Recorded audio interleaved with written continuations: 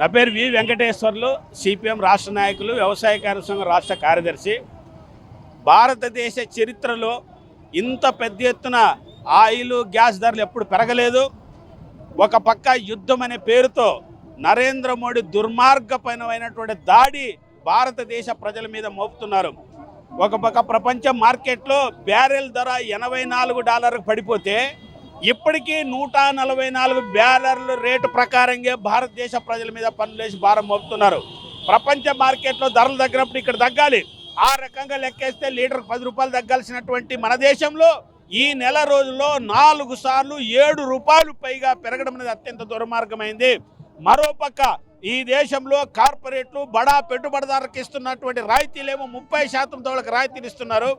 విమానాలు కోట్ల రూపాయలతో పరుగులెత్తే పెట్టుబడిదారులు తిరిగే విమానాలకు మాత్రం సబ్సిడీ ఇస్తున్నారు.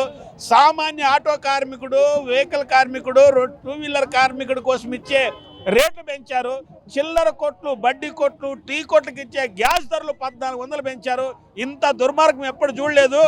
ఒక పక్క శవాలు కాలుతుంటే ఆ బొగ్గులు ఏరుకునే పరిస్థితి ఈరోజు బీజేపీ చేస్తుంది.